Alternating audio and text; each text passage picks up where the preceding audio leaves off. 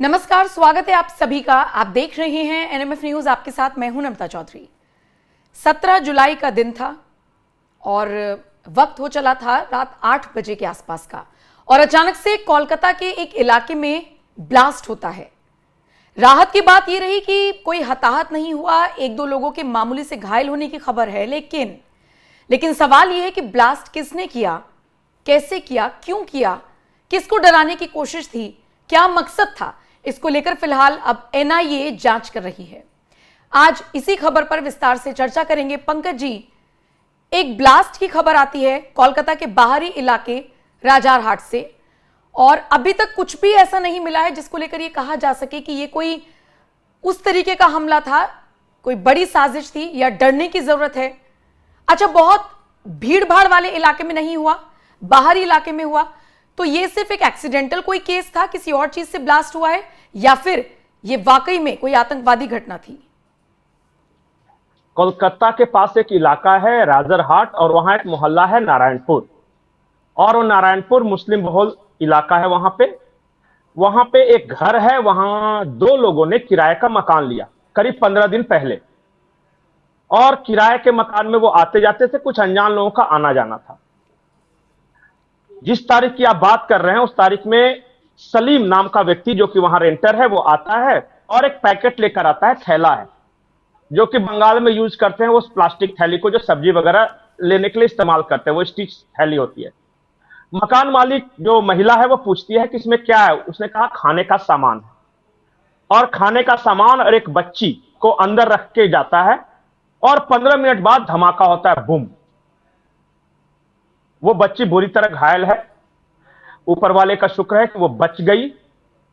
इतना ही नहीं, जब धमाका होता है तो पूरा घर तबाह हो जाता है। उसके बाद जब पुलिस को खबर दी जाती है तो दो और लाइव जिंदा बम है। आप जो एक तस्वीर दिखा रही है कि ऑटो में वो जो बम स्क्वाड जा रहा है वहां से वो निकालता है, और एक और बम है पास में मिला है। अब जो 3 लोग जिन्होंने रेंट पे लिया था उसमें से 2 तो पकड़ लिए गए। जो मेन एक्यूज है सलीम, वो गायब है, फरार है वो। और लोग वहां के बता रहे हैं कि ये पूरा इलाका जो आसपास का कुछ और है, वो कह रहे हैं कि ये सब मिनी पाकिस्तान नहीं, मिनी बांग्लादेश, वो बता रहे हैं कि मिनी बांग्लादेश बन गए। वो क्या है कि वो दहशत पैदा करना चाहते थे कि अगर तुम हमें हटाओगे तो हम भी बदले में कार्रवाई करेंगे। अतिक्रमण हटाओ अभियान, बांग्लादेशी भगाओ अभियान जो चल रहा है ना, तो इनकी तरफ से ये रिटेलिएशन है। फिलहाल एक भारतीय जनता पार्टी के वहां के जो विधायक हैं वो क्या कुछ कह रहे हैं आप सुना सकते हैं, उसके बाद आगे की कहानी बता दो। ठीक है, सुनवा देते हैं। ये पूरा इलाका को संतरासवादी का इलाका बनाने का चेष्टा इतने साल से आगे विधायक यहाँ कर रहे थे, और आज कल ही वो इलाका से निकले थे, और आज ये घटना प्रमाण करता है कि ये इलाका को वो भयमुक्त होने नहीं देना चाहते। मगर मैं भी ये बात बोल सकता हूँ कि पुलिस तदंत कर रहा है, एक भी आदमी छाड़ नहीं पाएगा। और जो ब्रोकर था वो खुद को बीजेपी बोलने से तो बीजेपी बन नहीं जाएगा। पश्चिम बंगाल में 4 तारीख के बाद हर आदमी भारतीय जनता पार्टी बन गया। इसका माने ये नहीं है कि कुछ भी हो भारतीय जनता पार्टी उसके ऊपर है। आइन को चलेगा, आइन के साथ चलेगा। एक ही चीज बोलना चाहूँगा, निश्चित रहे, भय मुक्त रहे। जिसने भी इस घटना को अंजाम दिया है वो बचेगा नहीं। पंकज जी, विधायक को तो सबने सुन लिया, मुझे एक बात बताइए, इस पूरे मामले में क्या खुलासा हुआ है कि वो बच्ची किसकी थी जिसको वो ऊपर लेकर गया और फिर बम रखकर चला गया? बताया जा रहा है वो मकान मालिक की बच्ची। अब इसलिए जो बता रहे, और इसके बाद जो है सलीम के बारे में जो जानकारी है वो कमर हत्ती का रहने वाला है, स्टिल एब्सकॉन्डिंग है। फिर एक मोहम्मद शमीम है, बोलता है उसी का ये छद्म नाम है, मतलब वो ओरिजिनल नाम था मोहम्मद शमीम, लेकिन यहां बता के आया था सलीम, तो वो नाम छुपा कर आया था। इसका मतलब उसका इंटेंशन क्लियर था। वो एक दिन की बात नहीं है, अचानक नहीं कि बम बनाते समय जो धमाका होता है देसी बम वगैरह, वो नहीं था। ये कुछ स्पेशल टाइप का केस है जिसके बारे में इसलिए ये जांच एनआईए को सौंपी गई है। बहुत दिनों बाद देश में आसपास के लोगों ने कुछ नहीं बताया क्योंकि 15 दिन पहले ही आप बता रहे हैं कि वो आकर शिफ्ट हुआ था, तो ज्यादा जानकारी आस पड़ोसियों के पास भी नहीं होगी, लेकिन एक भूमि का पता लग जाती है, कब आ रहा था, कब जा रहा था, कितने लोगों से मिल रहा था, कौन कौन लोग आते थे। मकान मालिक से भी कोई बातचीत नहीं हो पाई, कोई इन्फॉर्मेशन? मकान मालिक का बयान है, लेकिन वो चूंकि बंगला में है, एक बंगला चैनल ने किया है, इसलिए कॉपीराइट की वजह से नहीं दिखा रहे। वो महिला तो कह बंगला रही समझ है में आती कि है, अगर आप बता सके उन्होंने क्या कहा है। हाँ वही वो बता रही है कि 15 दिन पहले वो जो जगह है कौनहाटी है, वहां का आया एड्रेस देके कि हम रेंट पे रहने आ रहे हैं, तो हमने भी दे दिया कि भाई रेंट पे हमें लगाती हैं, ऊपर का कमरा है ये। और जब वो आया तो बहुत ज्यादा बातचीत नहीं करते थे, पहले एक आदमी आया और फिर दो आने लगे। तो एक मकान मालिक के रूप में आप बहुत ज्यादा ये नहीं पूछते कि तुम्हारे पास क्यों आ रहा है, सोचते चल भाई यार दोस्त होगा। और वो देखने से मिडिल क्लास का आदमी लग रहा था कि मतलब ठीक ठाक ही इनकम वाला होगा, इसलिए रेंट दे देगा।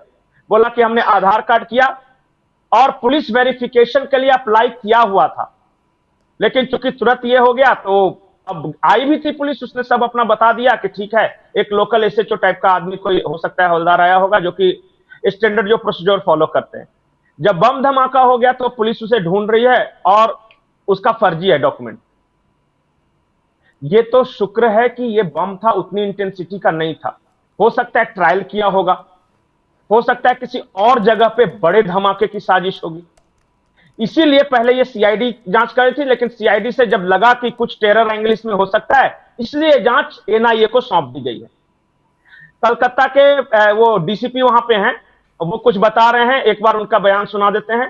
हालांकि वो प्राथमिक जानकारी वहीं पर पहुंचे थे जिस वक्त ब्लास्ट हुआ था, उस वक्त का बयान है, तो एक बार सुना दीजिए। दो मिले हैं। तो ये क्या अभी डेट है क्या लाइव?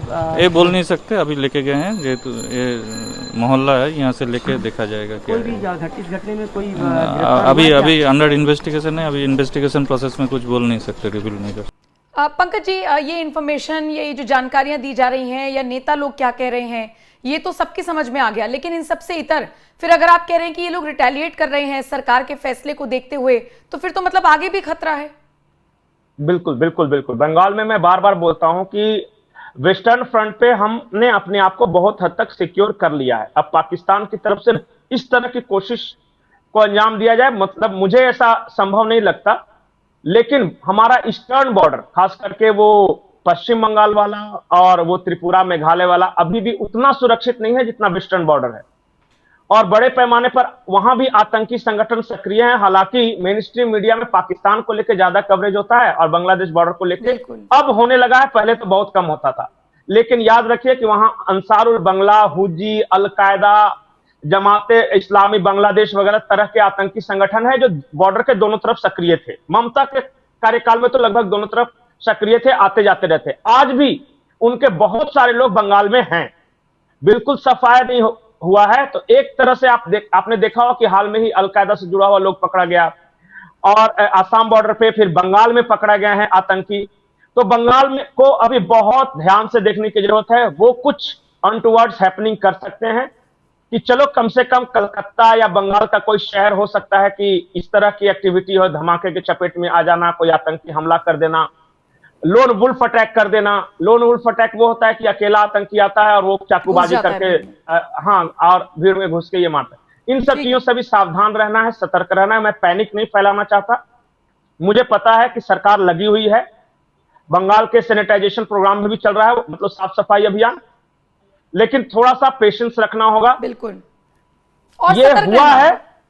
बिल्कुल बिल्कुल, मैं सिर्फ सतर्क रहने के लिए कह रहा हूं। बिल्कुल, शुक्रिया पंकज जी मेरे साथ जुड़ने के लिए। लेकिन खबर देखिए हैरान कर देने वाली इसलिए है क्योंकि आगे भी ये खतरा बना हुआ है। सरकार लगी हुई है, आपने बिल्कुल ठीक कहा, लेकिन आप भी सतर्क रहिए। बहुत बहुत शुक्रिया पंकज जी, और आपका भी इस वीडियो को देखने के लिए बहुत बहुत शुक्रिया।